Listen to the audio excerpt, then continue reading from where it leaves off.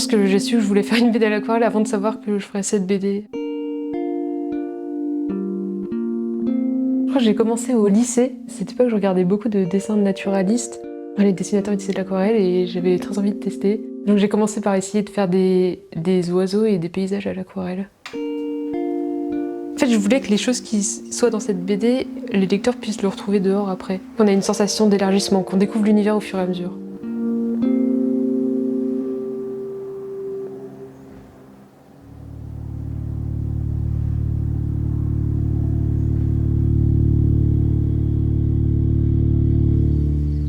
C'est l'histoire d'un petit garçon qui est passionné d'oiseaux, dont la vie est a priori normale, à part qu'il a l'air d'avoir quelques problèmes de famille. Donc il est très content parce qu'il vient de se faire accepter au club ornitho de son école. Mais c'est les vacances de Noël, et donc ce soir-là, sa mère va lui demander d'aller endormir son père avec des somnifères pour qu'il récupère des choses qui lui appartiennent. En fait, malheureusement, ce ne sera pas des somnifères, mais du poison qu'il va mettre dans le verre de son père.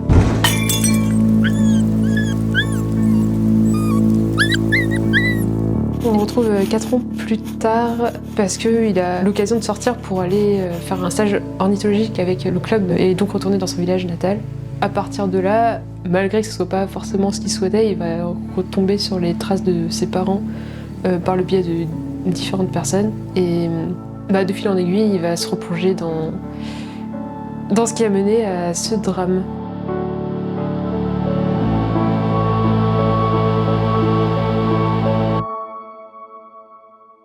Tome 1, en dessous. Et ça, c'est mon début de tome 2. Pas mal, hein? Pour Terre ou Lune, j'avais le contexte de l'histoire depuis très longtemps.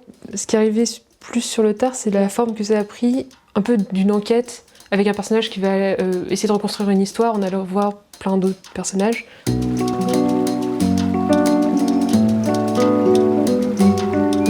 Déjà, je pars d'un scénario écrit, pas sous forme de script de film, c'est juste un très long texte, le plus détaillé possible, avec des descriptions des paysages, des descriptions de ce que font les personnages, de ce que pensent les personnages, même si c'est pas dans la BD au final. En fait, j'ai écrit tous les témoignages en me disant « Ah, ça sera dit par une personne, ça par une autre personne ». Après, j'ai distribué ces témoignages, et ça finit par faire ça.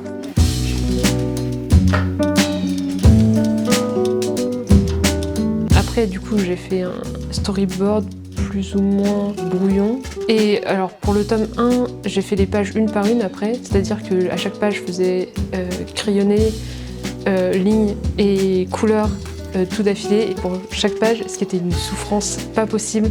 Mais du coup, pour le tome 2, j'ai décidé de faire les choses comme ça se fait normalement, c'est-à-dire faire tout le board, crayonner, tout le line et toute la couleur. Et ça se passe beaucoup mieux. Je crois qu'une des choses que je voulais le plus avec cette histoire, c'était de partir d'une histoire très privée et personnelle et de faire le lien avec des problématiques les plus larges possibles. Il y a des aspects de cette histoire qui sont inspirés de ma vie personnelle, et le but c'était pas du tout de faire quelque chose d'autobiographique, mais de le faire métaphoriquement et de façon assez distanciée. Et je pense que ce qui m'a le plus étonnée, c'était qu'étrangement, plus le temps passait, plus ma vie ressemblait à cette histoire.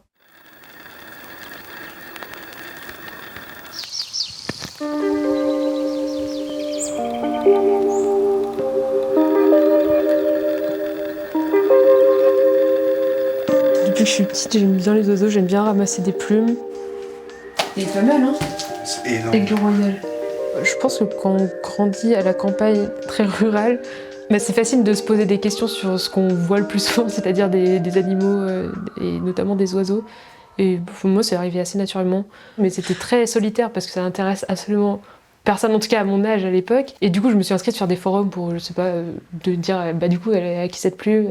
Un forum en particulier a été mon club ornitho pendant toute mon adolescence. Il y a des gens de tous les âges, de tous les milieux, je pense. Le personnage de Anne est inspiré d'une personne de ce forum. Voilà, j'en dirai pas plus.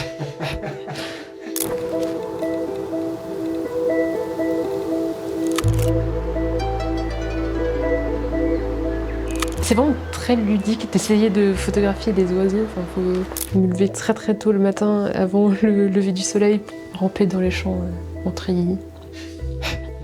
J'ai vraiment fait ça. Oh, Attends, regarde-le. Oh, c'est un rouge-gorge. Un rouge-gorge familier. Et lui, il a l'air bien familier.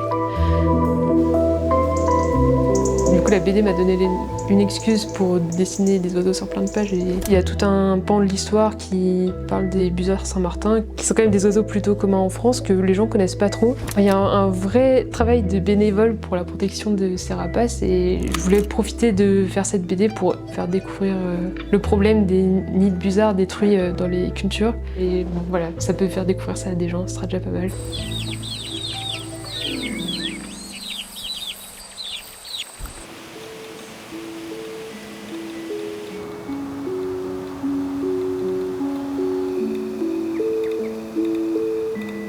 Souvent, je vais penser à des choses que j'ai vues en réalité que j'ai trouvées très belles, et je vais essayer de me dire pourquoi c'était beau, comment retranscrire ça en synthétisant un peu, parce que je vais pas faire une photo.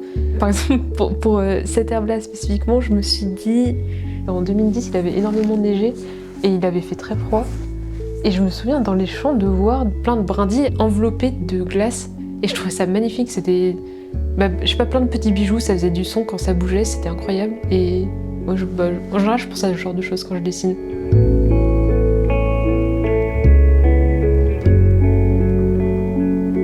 En fait, quand j'étais toute petite, comme mon père était imprimeur à l'époque, on avait beaucoup de papier à disposition.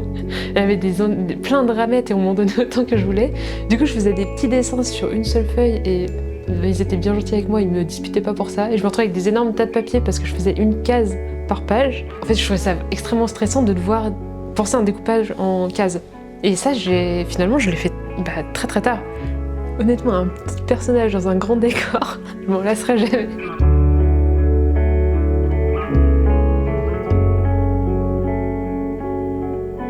Enfin, moi, ça m'angoisse pas. Faire des personnages, ça me stresse. Parce qu'il y a des questions de proportion, de tenir le modèle. Alors qu'un paysage de nature, je sais pas, tu peux mettre un peu ce que tu veux, il n'y a pas de perspective.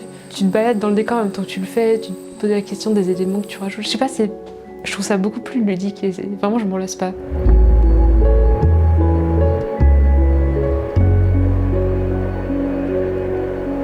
Spécifiquement, j'aime bien qu'on ait l'impression de détails qu'on a quand on regarde une vraie pelouse, que ça fourmille, quoi, que t'as pas assez de résolution pour tout voir. Et je sais pas pourquoi, je crois que ça m'obsède un peu, mais j'essaie de reproduire ça en dessin. Un bon sol plein d'herbe, toujours un plaisir.